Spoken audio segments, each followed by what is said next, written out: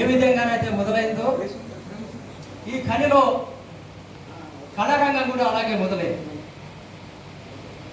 అంటే ఒక చిన్న పల్లెటూరు జనగామ గ్రామ పంచాయతీగా, అట్టగుంటపల్లిగా, లేకపోతే మేడిపల్లిగా, మల్కాపురంగా, పాత రామగుండగా ఉన్నటువంటి పారిశ్రామిక ప్రాంతం ఇప్పుడు మహానగరమైంది. ఆనాడు 1970కి ముందు చాలా వేల మీద లెక్క పెట్టే కళాకారులు పనికి వచ్చినటువంటి వాళ్ళు కొత్తగూడెం నుంచి, బెల్లంపల్లి నుంచి, మహారాష్ట్ర బళ్ళార్చ, చంద్రాపూర్ నుంచి ఇక్కడికి వచ్చిన కొత్తలో కార్మికులే కళాకారులుగా తయారైనారు. ఆనాడు అధికారులు కూడా ప్రోత్సహించేవాళ్ళు కళాకారులు బాగా. అప్పుడు ఉన్నటువంటి ఏజెంట్ సుబ్బయ్య గారి నుంచి మొదలు పెడితే ఇప్పటి వరకు కూడా అనేక మంది సింగరేణి అధికారులు కళాకారులను ప్రోత్సహిస్తున్నారు. ఆనాడు ఇక్కడ మాయాబజార్ జరిగేది, మాయాబజార్లో కూడా నాటకాలు జరిగేవి. కార్మిక కళా సమితిగా ఆనాడు కొన్ని కార్యక్రమాలు జరిగినాయి. లిటిల్ ఆర్ట్ థియేటర్స్, లిటిల్ అన్న నాయకత్వంలో కొన్ని కార్యక్రమాలు జరిగినాయి.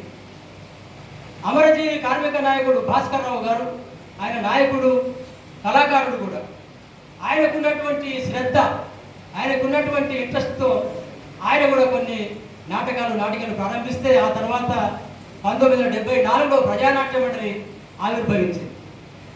ఆ తర్వాత అనేక కార్యక్రమాలు, నవోదయ మిత్ర మండలి శంకరన్న నాయకత్వం, ఆ తర్వాత సిరిమూవ, గోదావరి కళా సంఘాల సమాఖ్య, కృషి కల్చరల్ ఆర్ట్స్, అరుణోదయ, రకరకాల ప్రజా కళాకారులు, పౌరాణిక కళాకారులు, జానపద కళాకారులు, సాంఘిక కళాకారులు, అనేక రకాల్లో కళాకారులు తయారైనారు. ఆ తర్వాత సినిమాల ప్రభావంతో, వెస్టర్న్ ఇంప్రెషన్తో డ్యాన్స్ డైరెక్టర్లు కూడా తయారైనారు. డ్యాన్స్ ప్రోగ్రామ్స్ జరుగుతున్నాయి, కొరియోగ్రఫీ జరుగుతున్నది. ఆ రకంగా వెస్టర్న్, ఈస్టర్న్ కల్చరల్ ప్రోగ్రామ్స్ కూడా అనేక మొదలైనవి. మనం చూస్తున్నాం అనేక డ్యాన్స్ ఇన్స్టిట్యూట్. ఆ కాలంలో టికెట్ కొని కూడా గోదావరి కళలో నాటకం చూసేవారు. ఇప్పుడు ఏదైతే ఎమ్మెల్యే క్యాంప్ ఆఫీస్ ఉందో ఆ పక్కన ఇప్పుడు పోలీస్ గెస్ట్ హౌస్ కట్టింది. ఆ పక్కన ఒక స్విమ్మింగ్ పూల్ ఉంటుంది. అటువైపు ఓపెన్ డయాస్ ఉండేది, ఓపెన్ స్టేజ్ ఉండేది. అక్కడనే సాంస్కృతిక కార్యక్రమాలు జరిగితే పైప్ లైన్ నుంచి, ఇంకా ఇక్కడ నుంచి విఠలనగర్ నుంచి నడుచుకుంటూ వచ్చి డ్రామాలు చూసిపోయినటువంటి చరిత్ర గోదావరి కనికి ఉన్నది.